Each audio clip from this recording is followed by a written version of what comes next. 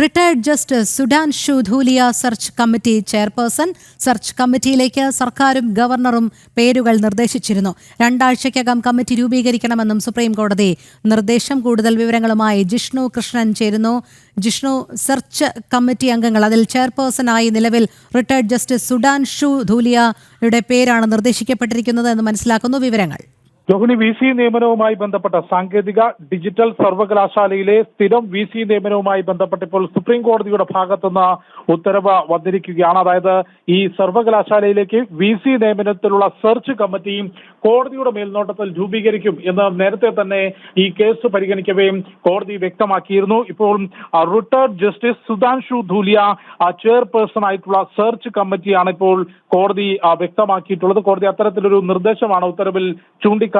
കൂടാതെ search committee രൂപീകരിക്കാം, അതിലേക്ക് കമ്മിറ്റിയിലേക്കുള്ള അംഗങ്ങളെ നിർദ്ദേശിക്കാൻ നേരത്തെ തന്നെ സർക്കാരിനോടും ഗവർണറോടും കോടതി നിർദ്ദേശിച്ചിരുന്നു. അതിനനുസരിച്ച് സർക്കാരിന്റെ ഭാഗത്തുനിന്ന് 10 പേരുൾപ്പെടുന്ന പട്ടികയും ഗവർണറുടെ ഭാഗത്തുനിന്ന് 8 പേരുൾപ്പെടുന്ന പട്ടികയും ഇതിനോടകം തന്നെ കോടതിക്ക് മുൻപിലേക്ക് നൽകിയിട്ടുണ്ട്. ഈ പട്ടികയിൽ നിന്ന് സംസ്ഥാന സർക്കാർ നിർദ്ദേശിക്കുന്ന അല്ലെങ്കിൽ സംസ്ഥാന സർക്കാർ നിർദ്ദേശിച്ച പട്ടികയിൽ നിന്ന് 2 പേരെയും ചാൻസലറായിട്ടുള്ള ഗവർണർ നിർദ്ദേശിച്ചിട്ടുള്ള പട്ടികയിൽ നിന്ന് 2 പേരും കൂടാതെ UGC അംഗം, ഒരു UGC അംഗവും ഉൾപ്പെടെ 5 അംഗ സെർച്ച് കമ്മിറ്റി, അതിന്റെ ചെയർപേഴ്സൺ എന്നുള്ളത് അതിനെ നിയന്ത്രിക്കുന്നത് ഇപ്പോൾ കോടതി നിർദ്ദേശിച്ച റിട്ടയർഡ് ജസ്റ്റിസ് സുഡാൻഷു ധൂലിയ ആയിരിക്കും ആ കമ്മിറ്റിയുടെയും ചെയർപേഴ്സൺ ആയിട്ട് പ്രവർത്തിക്കുക. എത്രയും പെട്ടെന്ന്, അതായത് അടുത്ത 2 ആഴ്ചയ്ക്കുള്ളിൽ തന്നെ ഈ സെർച്ച് കമ്മിറ്റി രൂപീകരിക്കുന്ന നടപടികൾ പൂർത്തിയാക്കണം. അത് വൈകിപ്പിക്കരുത്. ഏറ്റവും ചുരുങ്ങിയത് അടുത്ത 2 ആഴ്ചയ്ക്കുള്ളിലെങ്കിലും ഈ സെർച്ച് കമ്മിറ്റി രൂപീകരിക്കണം എന്നുള്ളതാണ് ജസ്റ്റിസ് JB പർദിവാല ചൂണ്ടിക്കാട്ടിയിട്ടുള്ളത്. കൂടാതെ VC നിയമനം, VCയെ തീരുമാനിക്കുന്നത് അടുത്ത 2 മാസത്തിനുള്ളിൽ തന്നെ ആ നടപടികൾ പൂർത്തിയാക്കണം എന്ന കാര്യം കൂടി കോടതി ചൂണ്ടിക്കാട്ടിയിട്ടുണ്ട്. അതായത് ഈ സംസ്ഥാന സർക്കാരിന്റെയും കൂടാതെ ചാൻസലറുടെയും നോമിനികളെ കൂടി ഉൾപ്പെടുത്തിക്കൊണ്ട് 2 ആഴ്ചയ്ക്കുള്ളിൽ തന്നെ സെർച്ച് കമ്മിറ്റി രൂപീകരിക്കുക. അടുത്ത 2 മാസത്തിനുള്ളിൽ ഡിജിറ്റൽ സാങ്കേതിക സർവകലാശാലകളിൽ VC നിയമനം സാധ്യമാക്കുക എന്നുള്ളതാണ് സുപ്രീം കോടതി വ്യക്തമാക്കിയിട്ടുള്ളത്. നേരത്തെ പശ്ചിമ ബംഗാളിൽ നേരത്തെ സമാനമായ VC നിയമനവുമായി ബന്ധപ്പെട്ട് ഗവർണറും സംസ്ഥാന സർക്കാരും തമ്മിൽ, അല്ലെങ്കിൽ ചാൻസലറും സംസ്ഥാന സർക്കാരും തമ്മിൽ ഇത്തരത്തിൽ തർക്കം ഉടലെടുത്ത പശ്ചാത്തലത്തിലും കോടതിയുടെ ഭാഗത്തുനിന്ന് സമാനമായിട്ടുള്ള ഇടപെടലായിരുന്നു ഉണ്ടായിരുന്നത്. ഒരു റിട്ടയർഡ് ജസ്റ്റിസിന്റെ നേതൃത്വത്തിൽ സെർച്ച് കമ്മിറ്റി രൂപീകരിച്ചുകൊണ്ടായിരുന്നു കോടതി ഉത്തരവ് പുറത്തു വന്നത്. അതിന് സമാനമായി തന്നെ ഇപ്പോൾ retired justice Sudhanshu Dhulia chairperson ആയിക്കൊണ്ടുള്ള സെർച്ച് കമ്മിറ്റി സുപ്രീം കോടതി ഇടപെട്ടുകൊണ്ട് നിയമിച്ചിരിക്കുന്നു.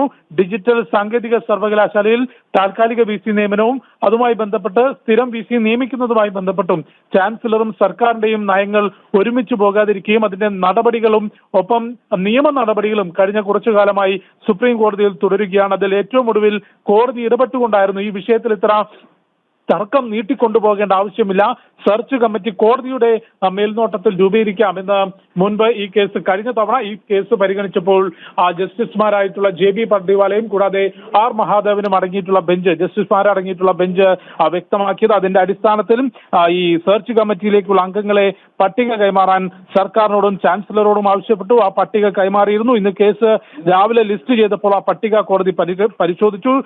ഉച്ചയ്ക്ക് ശേഷമാണ് ഇപ്പോൾ കേസിലൊരു ഉത്തരവ് സുപ്രീം കോടതിയുടെ ഭാഗത്തുനിന്ന് പുറത്തിറക്കുകയും അതിൽ കോടതി തന്നെ റിട്ടയർഡ് ജസ്റ്റിസ് സുഡാൻഷു ധൂലിയയെയും ഈ സെർച്ച് കമ്മിറ്റിയുടെ അധ്യക്ഷനായിട്ട് നിയോഗിക്കുകയും ആ സെർച്ച് കമ്മിറ്റിയുടെ അധ്യക്ഷന് കീഴിൽ 5 അംഗ സമിതി സെർച്ച് കമ്മിറ്റിയാണ് ഇപ്പോൾ രൂപീകരിക്കുക. അതിൽ 2 പേർ സംസ്ഥാന സർക്കാർ നിർദ്ദേശിച്ചവരായിരിക്കും, 2 പേർ ചാൻസലർ നൽകിയിട്ടുള്ള പട്ടികയിൽ നിന്ന് ഉൾപ്പെടുത്തും, ഒരാളെ UGC മെമ്പർ, UGCയിൽ നിന്ന് ഒരംഗത്തെയും ഉൾപ്പെടുത്തിക്കൊണ്ട് 5 അംഗ സെർച്ച് കമ്മിറ്റി.